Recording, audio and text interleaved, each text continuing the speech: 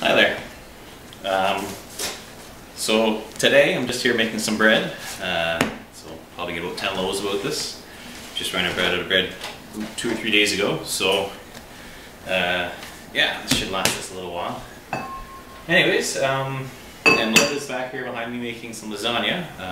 Nice large amount, so we have lots of leftovers to freeze. And we'll make lots more food tomorrow to last us a few more weeks since we ran out of our initial pre-Lucy coming supply. Got Lucy weighed today. She's at 9 pounds 5 ounces, so she's up from her birth weight of 8 pounds 10 ounces, which is great. It's a great thing about our healthcare system here in Canada. You just go down to the public health nurse. She's just down at the high school down the street, and you go get your baby weighed whenever you like, just to see how she's progressing. Not really any wait time or anything. Anyways, a few points here. So we're getting well onto, I think, week 3 here, and it's starting to get pretty tiring. It's definitely an endurance race.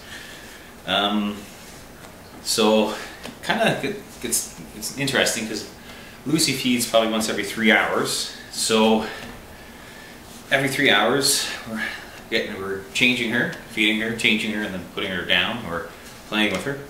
And so we now really plan our lives around these 3-hour cycles.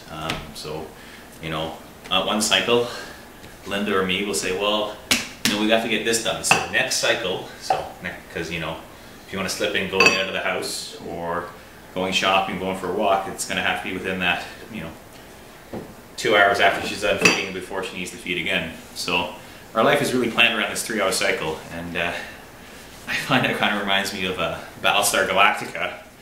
I think the first episode after the made-for-TV movie, the new series, called 33, which every 33 minutes they get attacked by the Cylons. So it's very much the same sort of thing. So it's kind of tiring and weary. I'll make a link to maybe a video of the Battlestar Galactica episode in the comments below.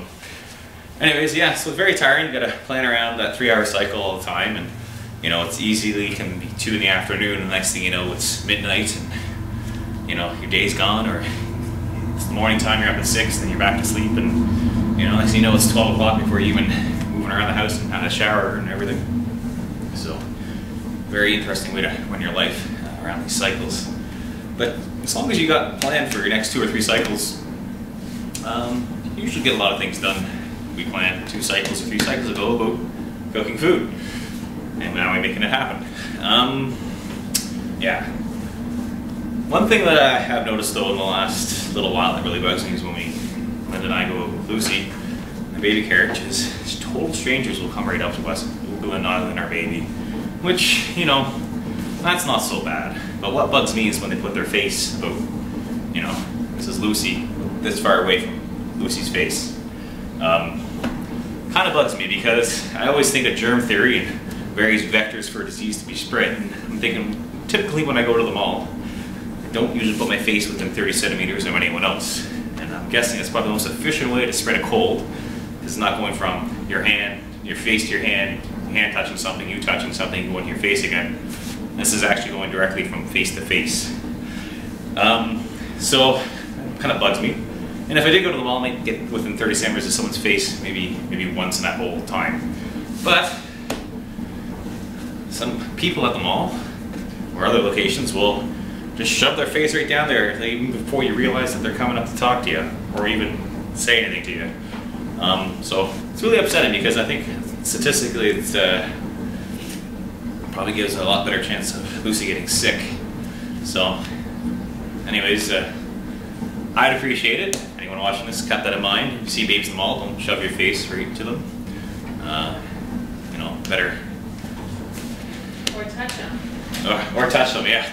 That's even creepier. I tend to have a pretty angry looking demeanor when we're out and people come up to talk to us with Lucy or put their face in oogle her.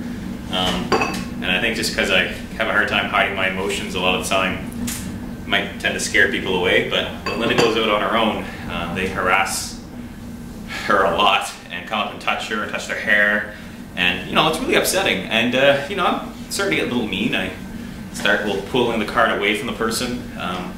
But I swear, if somebody came up and touched Lucy without talking or asking me first, not that I would say they could, I'm pretty sure I'd yell at them quite harsh. So next time that happens, or if I do actually yell at someone, I'll tell you guys all about the experience. Anyways, that's all I got for now. Hopefully some more interesting things will happen the next few weeks. And take her easy.